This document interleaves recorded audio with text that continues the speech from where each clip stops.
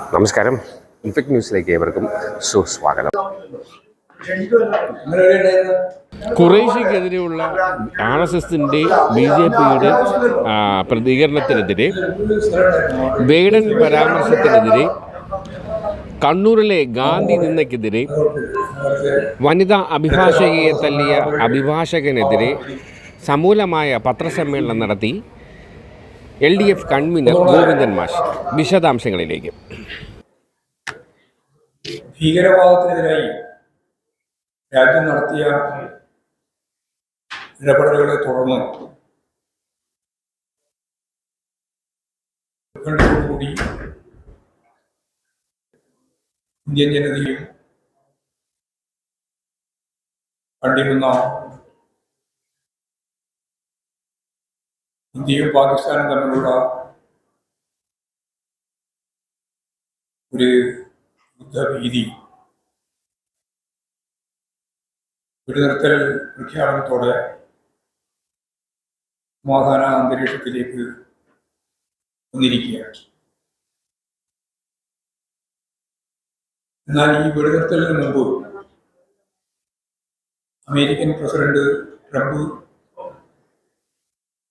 തന്റെ ഇടപെടലിലൂടെയാണ് 1000 ആണ്ടുകളായിട്ട് വളരുന്ന ഇന്ത്യ പാക് തർക്കം ഒരു വെടിനിർത്തൽ കരാറിലേക്ക് എത്തിയത് എന്ന പ്രസ്താവന വെടിനിർത്തൽ പ്രഖ്യാപനം വരുന്നതിന് മുമ്പ് തന്നെ അദ്ദേഹം നടത്തുകയുണ്ടായി. ഇരു രാജ്യങ്ങളും തമ്മിലുള്ള തർക്കങ്ങളിൽ മൂന്നാമതൊരു രാഷ്ട്രം ഇടപെടേണ്ടതില്ല എന്ന ഇന്ത്യയുടെ ഇതുവരെയുള്ള സമീപനത്തിൽ നിന്നും വിരുദ്ധമായ ഒരു ഇടപെടലാണ് ട്രംപിന്റെ ഭാഗത്തുണ്ടായിട്ടുള്ളത് എന്ന് നമുക്ക് കാണാൻ കഴിയും.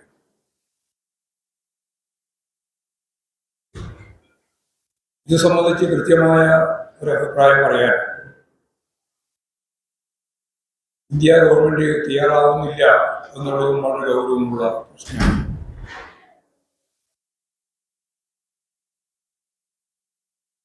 ലിംഗവുമായി ബന്ധപ്പെട്ട പ്രശ്നങ്ങളും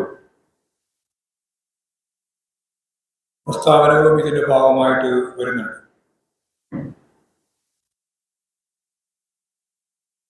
ഇതെല്ലാം സംബന്ധിച്ചുള്ള അവ്യക്തതകൾ പരിഹരിക്കാൻ കേന്ദ്ര സർക്കാർ തയ്യാറാവേണ്ടതുണ്ട് എന്നാണ് അത് സംബന്ധിച്ച് പറയുന്നത്. കോവിഡ് കൈകാര്യം ചെയ്യുന്നതിൽ കേരളം കാണിച്ച ശുഷ്കാന്തിയിൽ CRS റിപ്പോർട്ട് ഒരു കൃത്യത വരുത്തിയിരിക്കുകയാണ്.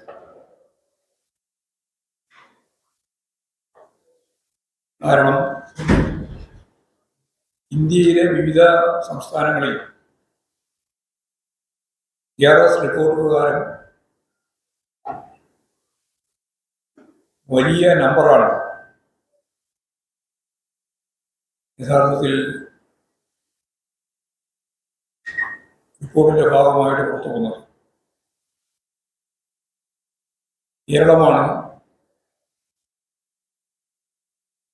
കൃത്യമായ രീതിയിൽ കണക്കുകൾ സൂക്ഷിച്ചത് എന്നും വ്യക്തമാക്കപ്പെടുകയുണ്ടായി. ജനസാന്ദ്രത കൂടിയ കേരളത്തിൽ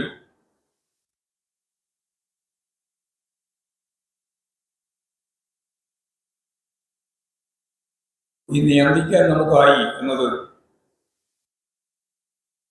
സർക്കാരിന്റെ ശക്തമായ ഇടപെടലിന്റെ ഭാഗമായിട്ടാണ് എന്ന് വ്യക്തമാണ്.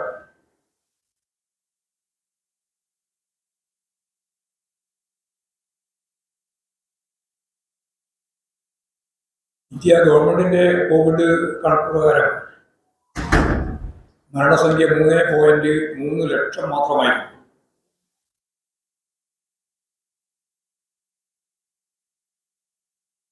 എന്നാൽ സിവിൽ രജിസ്ട്രേഷൻ സിസ്റ്റം അനുസരിച്ച് അത് 19.7 ലക്ഷം ആണ് കണക്ക്.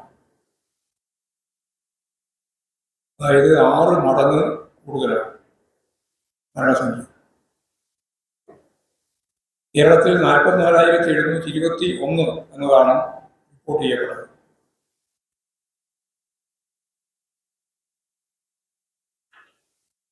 KRS കണക്ക് പ്രകാരം അത് 65,655 ഉയർന്നത്.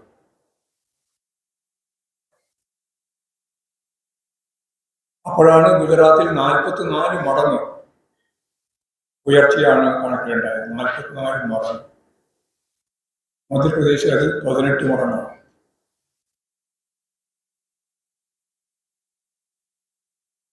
ചില പത്രങ്ങളിൽ വെച്ച് എല്ലാ സംസ്ഥാനവും പോലെ കേരളം എന്ന് പറയാനാണ് ശ്രമിച്ചത്. അതുകൊണ്ടാണ് ഞാനിത് ഈ രീതിയിൽ പറയുന്നത്.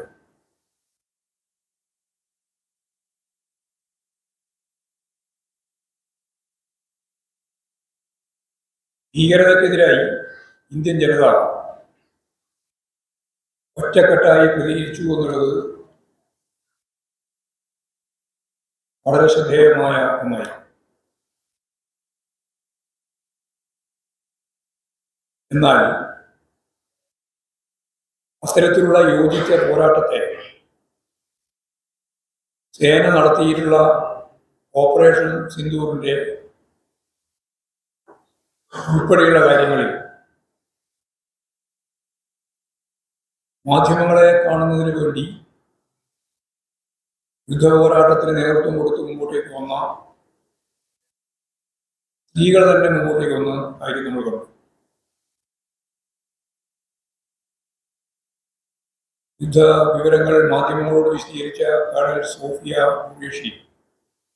ഖുറേഷിക്കെതിരായി അതിശക്തിയായിട്ടുള്ള വർഗീയ അധിക്ഷേപം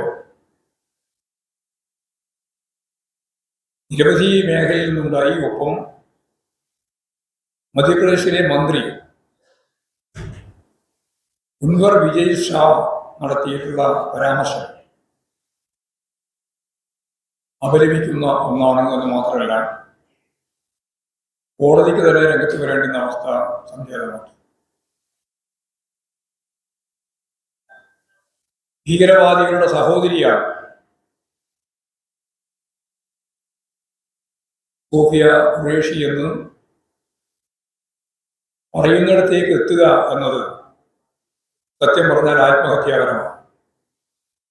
ഒരു ജനതയുടെ, ഒരു സൈന്യത്തിൻ്റെ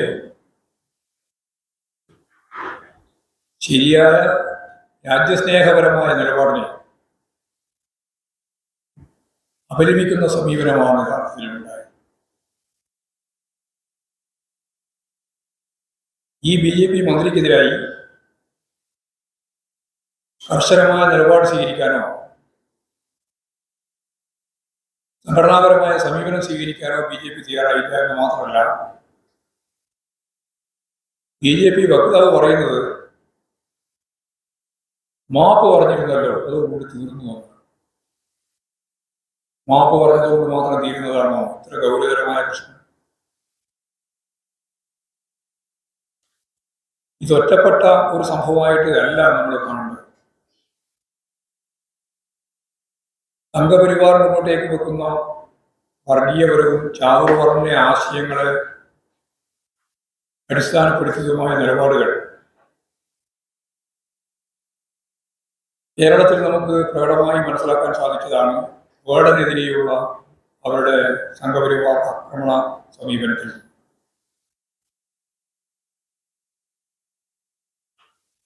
വേടൻ എന്ന പേര് സ്വീകരിച്ചുകൊണ്ട് ഒരു ചെറുപ്പക്കാരൻ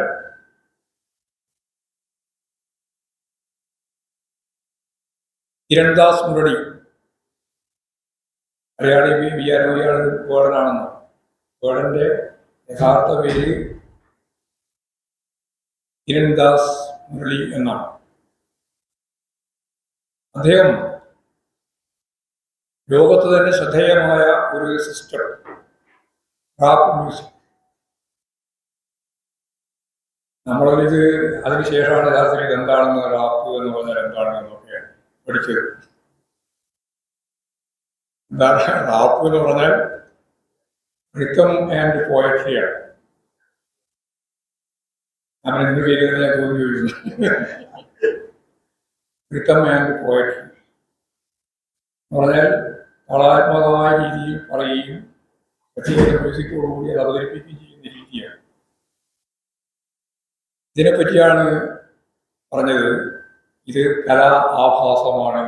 എത്ര വിവരക്കേടാണ് പറയുന്നത് എന്നതിൻ്റെ ഒരു എന്താ വിചാരിച്ച സംഗീതം എന്ന് പറയുന്നത് പരമ്പരാഗതമായ ചൂടൽ രീതിയുടെ ഭാഗമായിട്ട് തുറന്നു വന്ന ഭാഗം മാത്രമേ സംഗീതമുള്ളൂ എന്നുള്ള രീതിയിലാണ് പറയുന്നത്.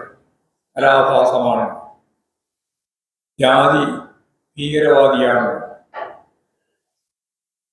വേടന്റെ പിന്നിൽ സ്പോൺസർമാരുണ്ട് എന്നെല്ലാമുള്ള വ്യാപകമായ പ്രചാരവേല RSSന്റെ മുഖപത്രമായ കേസരിയുടെ പത്രാധിപർ NR മധു നടത്തിയ പരാമർശം അങ്ങേയറ്റം അപലപനീയമാണ് എന്നതാണ് ചൂണ്ടിക്കാണിക്കേണ്ടത്.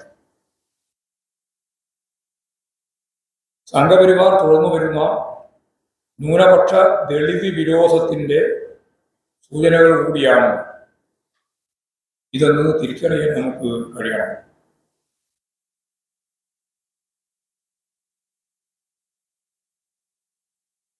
നവോത്ഥാനം വഴിപിഴച്ചു പോകുന്നു എന്നൊക്കെയാണ് അദ്ദേഹം പറഞ്ഞത്. വേടൻ പങ്കെടുക്കുന്ന പരിപാടികളിൽ പുതിയ തലമുറയിൽപ്പെട്ട 10,000-കണക്കിന് ആളുകളാണ് ഒത്തുചേരുന്നത്. അവിടെ ചാതുർവർണ്ണ വ്യവസ്ഥക്കെതിരായും അതുപോലെ തന്നെ വളരെയേറെ പിന്നണിയിൽ നിൽക്കുന്ന പാർശ്വവൽക്കരിക്കപ്പെട്ട സാധാരണ മനുഷ്യന്റെ ജീവിതവുമായിട്ട് ബന്ധിപ്പിച്ചുകൊണ്ട് ചാതുർവർണ്ണ വ്യവസ്ഥക്കെതിരായിട്ട് നടത്തുന്ന വലിയൊരു പോരാട്ടം വേടന്റെ റാപ്പ് സംഗീതത്തിന്റെ ഭാഗമായിട്ട് നമുക്ക് കാണാൻ സാധിക്കുന്നുണ്ട്.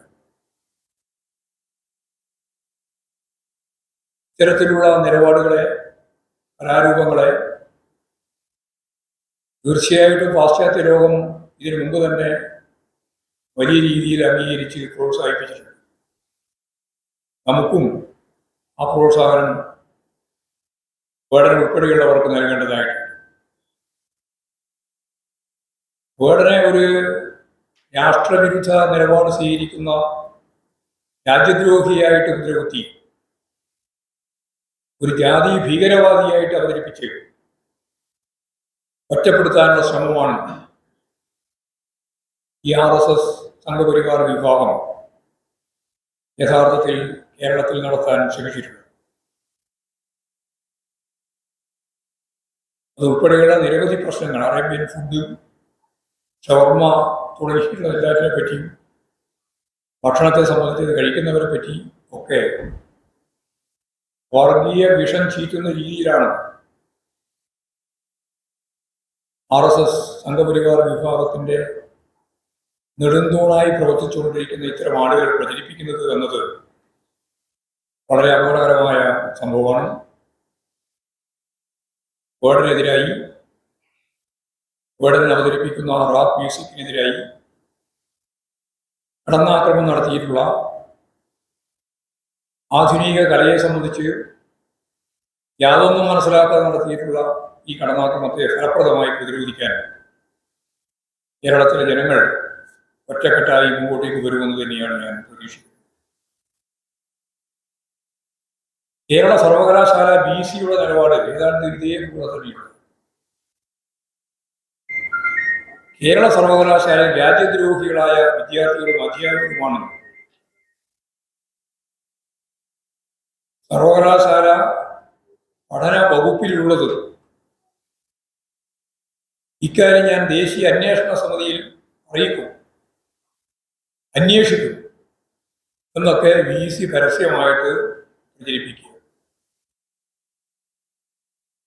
എന്ന് പറഞ്ഞാൽ ഗവർണർമാർ നിശ്ചയിക്കുന്ന താൽക്കാലികമായാലും സ്ഥിരമായാലും സർവകലാശാല വൈസ് ചാൻസലർമാർ, അതുപോലെ തന്നെ വിദ്യാഭ്യാസ മേഖലയിലെ ഇത്തരം ഇടപെടലിന്റെ ഭാഗമായിട്ട് മുന്നോട്ടേക്ക് വരുന്ന ആളുകൾ ഏത് പ്രശ്നത്തെയും രാഷ്ട്രവിരുദ്ധമാണെന്ന പ്രചാരവേല നടത്താൻ, രാജ്യദ്രോഹികളാണെന്ന പ്രചാരവേല നടത്താൻ ഇപ്പോൾ ഇറങ്ങി പുറപ്പെട്ടിരിക്കുകയാണ്. സർവകലാശാലയെയും വിദ്യാർത്ഥികളെയും അധ്യാപകരെയും സാമൂഹ്യ മധ്യത്തിൽ അധിക്ഷേപിച്ചുകൊണ്ടാണ് വൈസ് ചാൻസലർ ഇത്തരം പ്രചരണം നടത്തിക്കൊണ്ടിരിക്കുന്നത്. പഹൽഗാം ഭീകരാക്രമണവുമായി ബന്ധപ്പെട്ട ഓൺലൈൻ മാസികയിൽ വന്ന ഒരു ലേഖനം തമിഴ് ഗവേഷക വിദ്യാർത്ഥി ഒരു പോസ്റ്റ് ചെയ്തതിൻ്റെ തുടർന്നാണ് ഇത്തരം പരാമർശങ്ങൾ ഉണ്ടായത് എന്നുള്ളതാണ് വളരെ വിചിത്രമായ സംഭവം.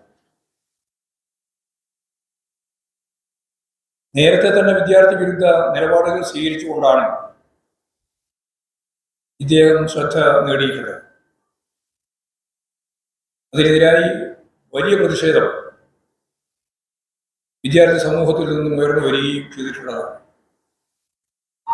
എന്നിട്ടും ആ നിലപാടുകൾ തുടരുന്ന നിലയാണ് ഇരുത്താൻ തയ്യാറില്ലാതെ അദ്ദേഹം ചെയ്തുകൊണ്ടിരിക്കുന്നത്.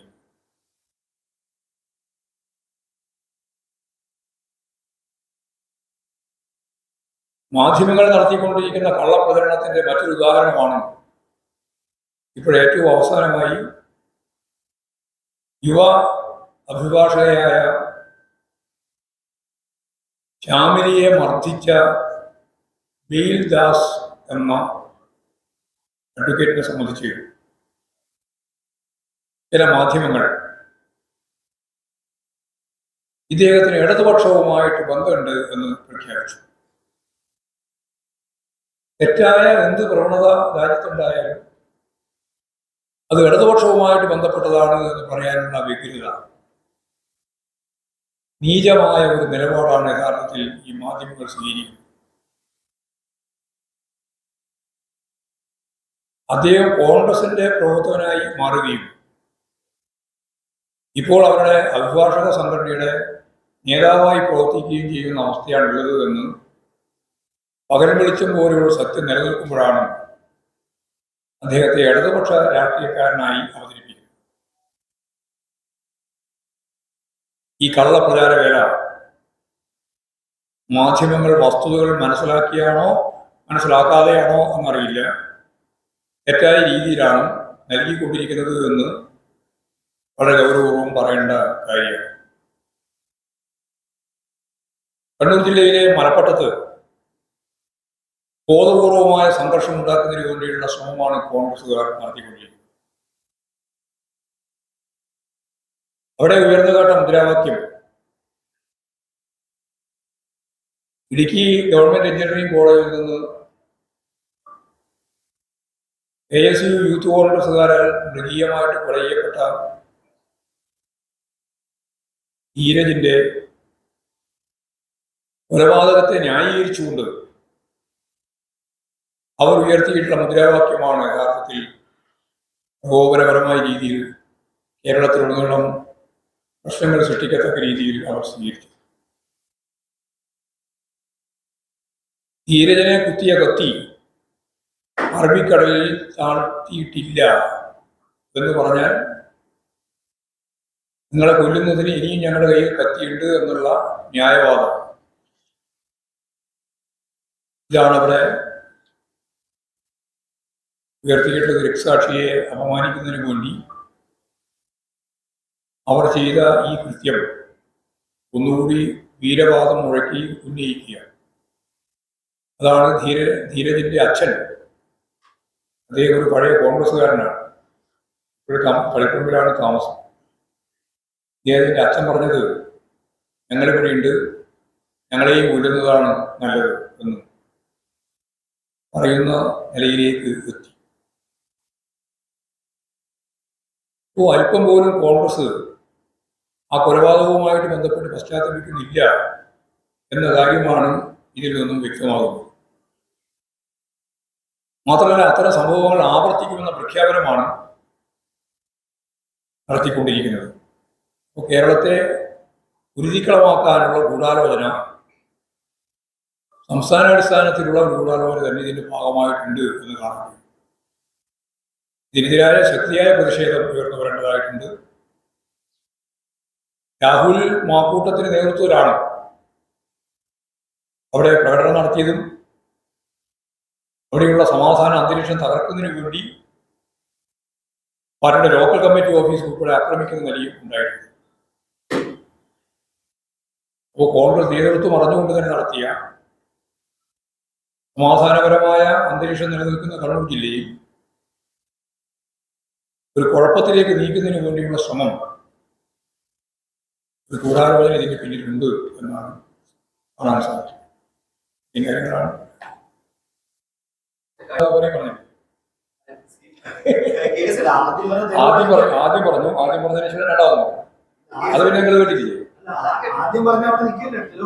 രണ്ട് നിൽക്കുന്നതാണ്, രണ്ടുപാടെ നിൽക്കുന്നു. അതിനോട് ഞങ്ങൾ പ്രതികരിക്കേണ്ട കാര്യമൊന്നുമില്ല. എന്ത് കാര്യത്തിലാണ് ഞങ്ങൾ പ്രതികരിക്കേണ്ടത്? അദ്ദേഹം ഒന്ന് ആദ്യം പറഞ്ഞു, പിന്നെ പറഞ്ഞു അത് അങ്ങനെയല്ല എന്ന് പറഞ്ഞു, രണ്ടും പറഞ്ഞിട്ടുണ്ട്. കേസെടുക്കുമല്ലോ സ്വാഭാവികം.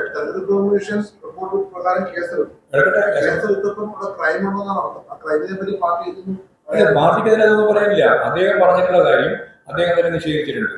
പക്ഷെ ആദ്യം പറഞ്ഞ അടിസ്ഥാനപ്പെടുത്തിയിട്ട് ഇപ്പൊ കേസെടുത്തിട്ടുണ്ട്. അത് കൈകാര്യം ചെയ്യാതെ ചെയ്യാൻ പറ്റുള്ളൂ, പറഞ്ഞു ചെയ്യാൻ പറ്റില്ല.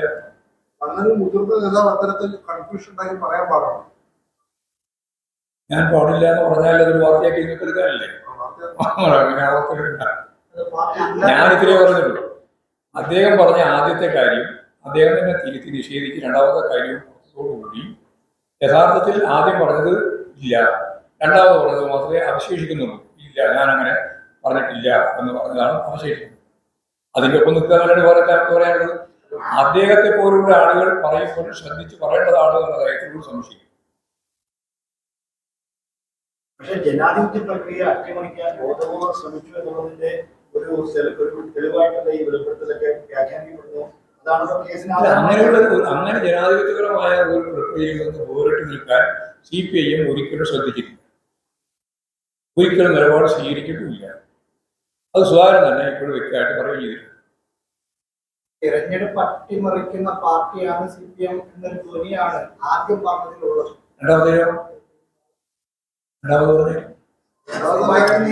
സ്വാഭാവികമായി നിയമ നടപടികൾ വന്നോട്ടെ അതൊക്കെ പറഞ്ഞിട്ടുള്ള ആളുകൾ തന്നെ അതൊക്കെ നേരിട്ടെ പറയാൻ പറ്റില്ല. രണ്ടാമത് അദ്ദേഹം പറഞ്ഞതാണ്, അതിലാണ് പാർട്ടി ഉള്ളത്. പാർട്ടിക്ക് പറയുന്നത് പറയാനില്ല. പാർട്ടി ഒരിക്കലും നിങ്ങൾ പറയുന്ന പോലെ നിങ്ങളുടെ വ്യാഖ്യാനത്തിന് അടിസ്ഥാനപ്പെടുത്തിയിട്ട് ജനാധിപത്യ സംവിധാനത്തെ അട്ടിമറിക്കാനുള്ള ശ്രമത്തിന്റെ ഭാഗമായിട്ട് ഒന്നുമില്ല. ഞങ്ങൾ ഇതിലൊന്നുമില്ല. നിങ്ങൾക്ക് എന്തുകൊണ്ട് എടുക്കാം? ഞാനതൊന്നും പറയണേ. ഈ നിയമ നടപടികൾക്ക് പാർട്ടിയുടെ പിന്തുണ ഉണ്ടാവും. ഇത് നിയമ നടപടികൾക്ക് നിയമ നടപടികളെന്തിനാണ് പാർട്ടിയുടെ പിന്തുണ? നിയമത്തിന്റെ രീതിയിൽ കൈകാര്യപ്പെടുകയല്ലേ ചെയ്യുക.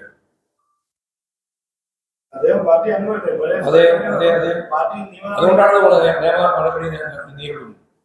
എന്തിനാ പാർട്ടി സഹായം? അല്ല, അദ്ദേഹം പറഞ്ഞ് വ്യക്തമാക്കിയല്ലോ. ആ വ്യക്തമാക്കിയ പശ്ചാത്തലത്തിൽ സ്വാഭാവികമായിട്ടും അദ്ദേഹം ആദ്യം പറഞ്ഞതല്ല ശരി, രണ്ടാമത് പറഞ്ഞതാണെന്ന് അദ്ദേഹം തന്നെ പറഞ്ഞു. കോൺഗ്രസ് നേതാക്കൾ പറയുന്നത് CPIയുടെ കള്ളവോട്ട് തുടർന്നാൽ തന്നെ അടുത്ത തെരഞ്ഞെടുപ്പിൽ വലിയ വിജയം ഉണ്ടാകും. നല്ല രീതിയിൽ തടഞ്ഞ് ജയിക്കട്ടെ. അതിലൊന്നും ഒരു കഴമ്പില്ലാത്ത കാര്യങ്ങൾ പറഞ്ഞുകൊണ്ടിരിക്കുകയാണ്. ആവശ്യമില്ല വേറെ പാർട്ടിയെ അനാവശ്യമായി പ്രതിരോധത്തിലാക്കുകയാണ് കുറെ കാലമായി. ഈ സുധാകരനെ സംബന്ധിച്ചിടത്തോളം സ്റ്റേറ്റ്മെന്റിന് മേലെ ഞാൻ പറഞ്ഞ കാര്യം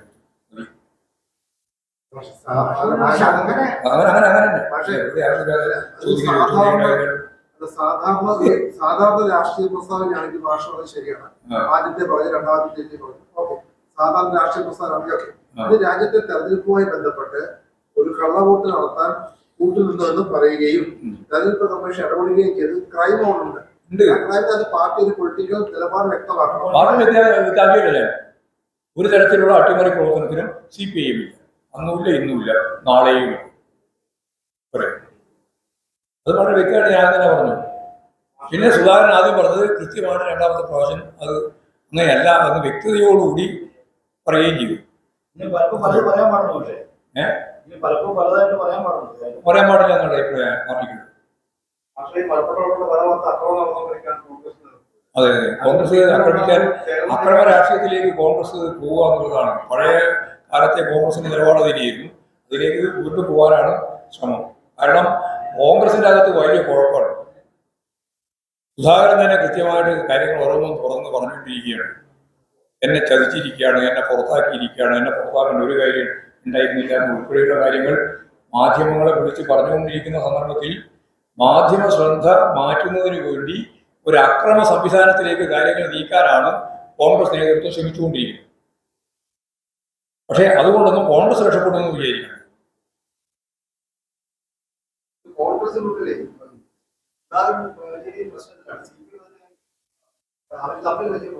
അത് ഞാൻ നേരത്തെ പറഞ്ഞില്ല, തമ്മിൽ പോരാണ്. സുധാകരനെ മാറ്റിയാലും പോരാണ്, സുധാകരനെ നിർത്തിയാലും പോരാണ്. ഇത് മാറ്റിയാലും കുഴപ്പമാണ്. ഇപ്പൊ തന്നെ ഓരോരാൾ പറഞ്ഞു തുടങ്ങിയല്ലോ, ഇനിയും വരുന്നത് മുഖ്യമന്ത്രി സുധാകരനൊക്കെ പറയുന്നത് വളരെ കറക്റ്റാണ്. മുഖ്യമന്ത്രിയെ സംബന്ധിച്ച് ഞാനത് മുമ്പേ പറഞ്ഞുകൊണ്ടിരിക്കുന്നു. കോൺഗ്രസിന്റെ അകത്തുള്ള ഈ മാറ്റത്തെ സംബന്ധിച്ചുള്ള പ്രധാനപ്പെട്ട കാര്യം ആര് മുഖ്യമന്ത്രിയാകുന്നതിനെ സംബന്ധിച്ചുള്ള തർക്കത്തിന്റെ ഭാഗമാണ്. ഒരുപാട് ആളുകൾ ഇപ്പോൾ മുഖ്യമന്ത്രിയാകാൻ നടക്കുകയാണ്. അപ്പോഴാണ് സുധാകരൻ പറഞ്ഞത് അതിന് ചാൻസ് കുറവാണ്.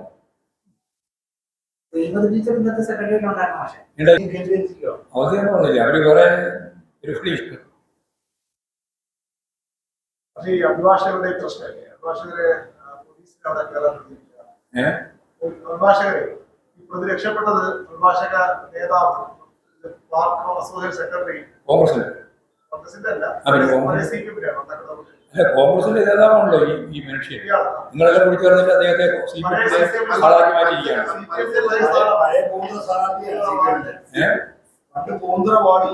പണ്ട് എന്തൊക്കെ ഉണ്ടായിട്ടായിരുന്നു, 5ാമത്തെ വയസ്സിൽ 3 പുത്രം വെച്ചിട്ടുണ്ടെന്ന് പറയുന്ന പോലെ ഇപ്പൊ അത് കഴിഞ്ഞ് 25 കൊല്ലം കഴിഞ്ഞ ശേഷം 30ാമത്തെ വയസ്സിൽ ആക്കിയിട്ടുണ്ടാവുക.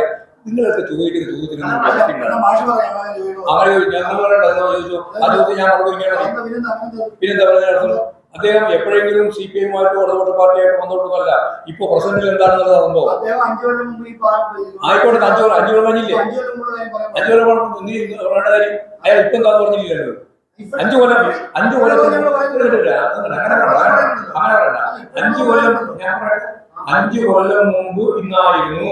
എന്നാൽ 5 കൊല്ലത്തിന് ശേഷം ഇപ്പോഴും അദ്ദേഹം UDF-ഉമായിട്ട് കോൺഗ്രസുമായിട്ട് ബന്ധപ്പെട്ട അവരുടെ ഈ പറയുന്ന സംവിധാനത്തിന്റെ ഭാഗമായിട്ടുള്ള നേതാവാണ് എന്ന് പറഞ്ഞിട്ടുണ്ടോ? ഇല്ല. എവിടെയും പറഞ്ഞില്ല, വെറുതെ പറയാണ്. ഇല്ല, ഞാനിപ്പോ ചോദിച്ചപ്പോ അങ്ങനെ പറയാൻ മാത്രമേ ഉള്ളൂ. നിങ്ങൾ അതാ ഞാൻ പറഞ്ഞത്, ഒരു ശരിയായ രീതിയിൽ കാര്യം കഴിയാണ്. ഞാൻ നേരത്തെ പറഞ്ഞപ്പോൾ തന്നെ പറഞ്ഞു, യഥാർത്ഥത്തിൽ അദ്ദേഹം ഇപ്പോഴും കോൺഗ്രസിന്റെ അഭിഭാഷക നേതൃത്വമായിട്ട് പ്രവർത്തിക്കുന്ന ഒരാളാണ്. അയാളെ യഥാർത്ഥത്തിൽ വെള്ളം പൂശാൻ വേണ്ടിയിട്ടാണ് എല്ലാ കുഴപ്പം ചെയ്യുന്നവരും എപ്പോഴും ഇടതുപക്ഷമായിരിക്കുമല്ലോ എന്ന് വിചാരിക്കാൻ വേണ്ടിയിട്ടുള്ള ഒരു മനസ്സ് ഉത്പാദിപ്പിക്കാൻ വേണ്ടി നിങ്ങൾ ആ പ്രയോഗം നടത്തിയത്. നിങ്ങൾ നേരത്തെ CPI അനുഭാവിയായിരുന്നു, എന്നാൽ ഇപ്പോഴും കോൺഗ്രസിന്റെ സംഘടനാ നേതാവാണ് എന്ന് പറഞ്ഞാൽ ശരി. ഞാൻ പറയാൻ നിങ്ങൾ ഏതെങ്കിലും പത്രം പറഞ്ഞിട്ടുണ്ടോ എന്നതല്ല, വളരെ ശ്രദ്ധേയമായ പത്രങ്ങൾ പലതും പറഞ്ഞത് അത് ഇടതുപക്ഷവുമായിട്ട് ബന്ധപ്പെട്ടതാണെന്നാണ്.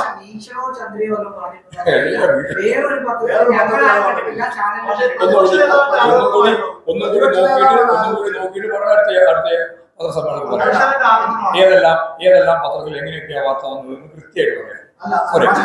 പ്രതിപക്ഷ നേതാവിന്റെ ആരോപണമായിരുന്നു അപ്പോൾ തിരിച്ചു കോൺഗ്രസിലേക്ക് മാറിയ ആളാണെന്നും അപ്പോൾ വിവരം വന്നു. പക്ഷെ നിങ്ങൾ മാധ്യമങ്ങൾ അങ്ങനെയാണല്ലോ പറഞ്ഞിരിക്കുന്നത്. അത് VD സതീശൻ പറഞ്ഞ പ്രതിപക്ഷ നേതാവ് എന്താണോ പറയുന്നത് അതല്ലേ നിങ്ങൾ നടത്തിക്കൊണ്ടിരിക്കുന്ന പ്രചരണത്തിൽ ഉള്ളൂ. സാധനം അതല്ലേ ഞാൻ പറഞ്ഞത്. പക്ഷെ അങ്ങനെ ഇങ്ങനെ പ്രതി രക്ഷപ്പെടാൻ പോലും അവിടുത്തെ അഭിഭാഷകർ സംസാരിച്ചു. പോലീസിനെ കോടതി കയറാൻ സമ്മതിച്ചില്ല, മാധ്യമങ്ങൾക്ക് കോടതി കയറാൻ കഴിയുന്നില്ല. ഈ വരുന്ന അഭിഭാഷകരെ ഇങ്ങനെ അടിക്കുന്നു. ഇതൊക്കെ ഈ മഞ്ചൂർ കോടതി മാത്രമുള്ളതാണ്. ഇതിനെങ്ങനെയാണ് മഞ്ചൂർ കോടതിയിൽ അത്തരത്തിലുള്ള പ്രവണതയൊന്നും അംഗീകരിച്ചു കൊടുക്കാൻ സാധിക്കുന്നതല്ല. അദ്ദേഹത്തെ കൃത്യമായിട്ട് അറസ്റ്റ് ചെയ്തു ഇപ്പോൾ റിമാൻഡിൽ കിടക്കുകയാണ്. അത് ഈ ഇടതുപക്ഷ ഗവൺമെന്റിന്റെ നിശ്ചിതാർത്ഥ്യത്തോടുകൂടി ഇടപെടലിന്റെ ഭാഗമായിട്ടുണ്ടായിരുന്നു. ശ്യാമിലിയോടൊപ്പമാണ് ഗവൺമെന്റും ഇടതുപക്ഷ ജനാധിപത്യ മുന്നണിയും എന്ന് കൃത്യമായി ജനങ്ങളെ ബോധ്യപ്പെടുത്താൻ സാധിക്കാത്ത രീതിയിൽ ഇടപെടലാണ് ആ കേസിന്റെ ഭാഗമായിട്ട് ഉണ്ടായതെന്ന് അഡ്വക്കേറ്റ് ശ്യാമിലി തന്നെ കൃത്യമായിട്ട് പിന്നീട് വിശദീകരിച്ചു. അത് അത്രയേറെ കാണിക്കും. അതിന്റെ ഇടയിൽ വന്നിട്ടുള്ള തെറ്റായ പ്രവണതകളുണ്ട്, പരിശോധിച്ച് ആവശ്യമായ നിലപാട് സ്വീകരിക്കണം. ഈ മറ്റൊരു കോടതിയിൽ മാധ്യമങ്ങളെ വിലക്കുന്ന രീതിയിൽ ഇടത് സംഘടന തന്നെയാണ് നിലനിൽക്കുന്നത്. ഇതാണ് മാഷിനെല്ലാം ഇടപെടുന്നത്. ഞാൻ ഇവിടെ കേരളത്തിൽ ഇവിടെ മാത്രമേ ഉള്ളൂ. ബാക്കി എല്ലാ അതെ എന്താണ് അതിന്റെ പ്രശ്നം എന്നുള്ള രീതിയിൽ പരിശോധിച്ച് നോക്കും. അപ്പൊ നമുക്ക് നോക്കാം ഇടതുപക്ഷമാണോ വിടാതെ അല്ല ആരാ വിടാതിരിക്കുന്നത് എന്നുള്ളത് നോക്കിയിട്ട് നമുക്ക് ചെയ്യാം. എല്ലാ കോടതിയിലുള്ള ജനാധിപത്യ അവകാശം പഞ്ചൂർ കോടതിയിൽ നിഷേധിക്കേണ്ട ഒരു കാര്യം അതാരായാലും അതിൽ ഇടതുപക്ഷമാണോ വലതുപക്ഷമാണോ നോക്കുന്നത്. ബാർ അസോസിയേഷന്റെ പ്രസിഡന്റ് CPM നേതാവാണ്. ഒരുപാട് അനുഭാവികളുടെ ഈ അസോസിയേഷനിലുണ്ട്. ഇതിന്റെ എന്തുകൊണ്ട് ഇത്തരം വിഷയങ്ങൾ CPM ഇടാൻ പറ്റുന്നില്ല? അല്ല ഞങ്ങളിങ്ങനെ നമ്മളെ മുമ്പിൽ ഇതേപോലെ ഈ രീതിയിൽ ഇടപെടേണ്ടതായിട്ട് വന്നിട്ടില്ല. എന്തെങ്കിലും രീതിയിൽ ഇടപെടേണ്ടതായിട്ട് വരികയാണെങ്കിൽ അവിടെയുള്ള ഞങ്ങളുമായിട്ട് ബന്ധപ്പെട്ട സഖാക്കളോട് അതുപോലെ തന്നെ അതിന്റെ ഭാഗമായിട്ട് നിൽക്കുന്നവരോട് ഞങ്ങൾക്ക് ശരിയായ രീതിയിൽ നിലപാട് സ്വീകരിക്കണം എന്ന് പറയുന്നത് യാതൊരു പ്രയാസം ഉണ്ടാവുന്നില്ല. ഞങ്ങൾക്ക് എല്ലാ കോടതിയിലുള്ളതിൽ നിന്ന് വ്യത്യസ്തമായ ഒരു നിലപാട് ഇവിടെ എടുക്കേണ്ട ഇവിടെ സ്വീകരിക്കേണ്ട ഒരു കാര്യമുണ്ടോ? മഞ്ചൂര് മാത്രം അത് നോക്കി കാര്യങ്ങൾ പരിഹരിക്കും. അതിലൊരു സംശയമാണ്. ഞങ്ങൾക്കതിൽ യാതൊരു തരത്തിലുള്ള റിസർവേഷൻ മഞ്ചൂര് കോടതിക്ക് മാത്രം വേണ്ടി ആണ്. നടത്തിയ ഒരു പരാമർശവുമായിട്ട് ബന്ധപ്പെട്ട് ഒരു കേസ് വന്നിരിക്കുന്നു. ആ കേസ് കൈകാര്യം ചെയ്യുന്നുള്ളത് അത് രാജീവ് പറഞ്ഞത് ജനങ്ങൾക്ക് വേണ്ടിയിട്ട് വിശദീകരിച്ച ഒരു കാര്യം മാത്രമാണെന്നാണ് അദ്ദേഹം പറഞ്ഞിട്ടുള്ളത്. അത് ഞങ്ങളെ സംബന്ധിച്ച് ചർച്ച ചെയ്തതല്ല. രമേഷ് കുമാർ ചെയ്ത ഞങ്ങളെ സംബന്ധിച്ച് ചർച്ച ചെയ്ത കാര്യമല്ല. അവിടെ ബന്ധപ്പെട്ട് നോക്കിയാലും പക്ഷെ നമ്മുടെ ഒരു പൊതുമേഖലാ സ്ഥാപനം അവിടുത്തെ ഒരു സാമ്പത്തിക പ്രവർത്തിയുടെ കാര്യങ്ങളൊക്കെ അവിടുത്തെ MP സർക്കാരിനെ അറിയിച്ചിട്ടുണ്ട്. വ്യവസായ വകുപ്പില് അവിടുത്തെ ജീവനക്കാർ പരാതി ഉൾപ്പെടെ നൽകിയിട്ടുണ്ടെന്നാണ് പറയുന്നത്. അതെന്തെങ്കിലും ആ പരാതിയെല്ലാം കൃത്യമായി പരിശോധിച്ച് ആവശ്യമായ നിലപാട് സ്വീകരിക്കും. ഈ കോന്നിയിലെ രമേഷ് കുമാർ പറഞ്ഞത് വന്ന പ്രശ്നം യഥാർത്ഥത്തിൽ ഈ വനംവകുപ്പിലെ ഉദ്യോഗസ്ഥര് അത്തരം വിഷയങ്ങൾ സ്വീകരിക്കുന്ന ഒരു തെറ്റായ സമീപനത്തിന്റെ പ്രശ്നം ഈ മലയോര മേഖലയിലെല്ലാം ഈ പ്രശ്നങ്ങൾ പലതുണ്ട്. അപ്പൊ ഇത് അക്രമിറ്റ് ചെയ്ത അത് പരിശോധിക്കേണ്ട കാര്യങ്ങൾ പരിശോധിച്ച് തന്നെ ഗവൺമെന്റ് പോകണം. ഇത് ഞാൻ കാണുന്നു.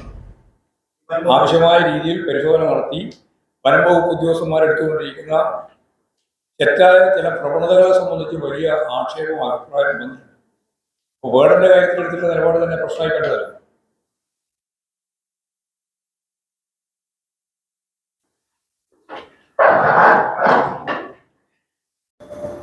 വാർത്തകളും വിശേഷങ്ങളും ഇവിടെ അവസാനിക്കുന്നില്ല. കൂടുതൽ വാർത്തകളും വിശേഷങ്ങളുമായി വീണ്ടും കണ്ടുമുട്ടുന്നതുവരെ ഏവർക്കും നന്ദി, നമസ്കാരം.